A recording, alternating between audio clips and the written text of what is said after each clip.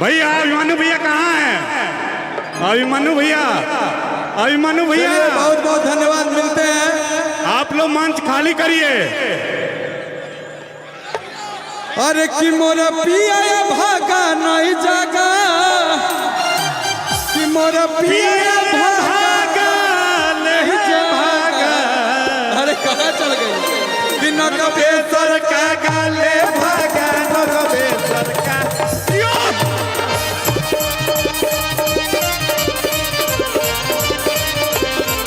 नगबेसर का गाले भागा, नगबेसर का भैया। अरे की एरिया में नया अब खेल किया जाएगा, अरे की खेल किया जाएगा जी, खेल किया जाएगा। आप लोग के आशीर्वाद से मेरा गाना की ट्रेंडिंग में चल रहा है। हर हर महादेव। हीरा हीरा हीरा ओझा, हीरा ओझा ये मेरा भाई। हाँ भैया, एक गाना गाया है। अरे रुक रे मच्छियों का बाड़े में भैया एक लाइन बोल देते तो अच्छा रहता। एक गाना गाया है कि रेल दिया जाएगा, रेल दिया जाएगा। खूब प्यारा आशीर्वाद इसको मिल रहा है और आशीर्वाद दीजिए। खूब भैया आगे बढ़ा। भैया आपके आवाज से एक लाइन हो जाता तो। कैसे हो? अरे की एरिया में नया अब खेल किया जाएगा, अरे की खेल किया जाएगा जी, खेल किया जाएगा। समझावतानी प्यार से समझ जाइए, नहीं तो रेल दिया जाएगा। भैया लेकिन एक बात ध्यान में रखना है, हम लोग किस लिए आए हैं कि फतुहा में नया अब खेल किया जाएगा, फतुहा में नया अब खेल किया जाएगा। ए भैया चुम्मा दे वाला गाना लगाओ तुम यार। कि अभिमन्यु भैया के विधायक बना कर दूसरा के खेत दिया जाएगा।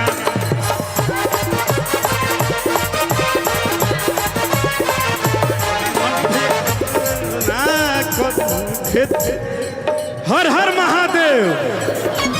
अच्छा एक गाना अभी चल रहा है नया होली में भैया के।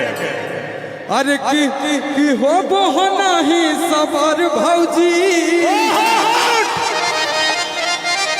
हो वो नहीं सबर भौजी। अब प्यार से देवो नगर भौजी, रंगे आई हियो तोर गोलकार भौजी। प्यार से देवो अगर भौजी, रंग डाले में आइबो सबर भौजी। अरे प्यार से देवो नगर भौजी, रंगे आई हियो तोर गोलकार भौजी। अरे प्यार से पूरा जमाना होली है, रंग डाले न देवो अगर भौजी।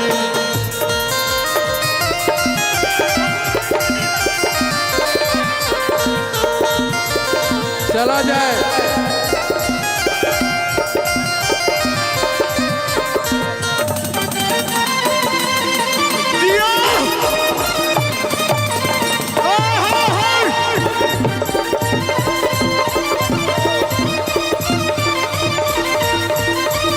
एक लाइन भाई, एक मेरा भाई ने इधर से कहा कि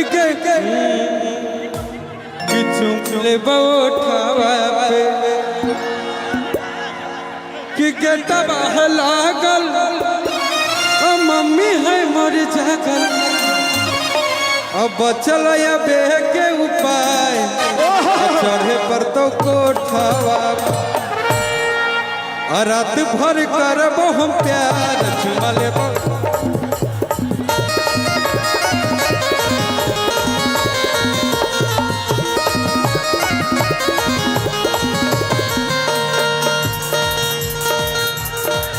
मंच बहुत धन्यवाद। मिलते हैं सबको प्रणाम, बाय बाय टाटा। भैया अरे की गोरिया कोई के सिंगार। ठीक है भैया, बाय बाय।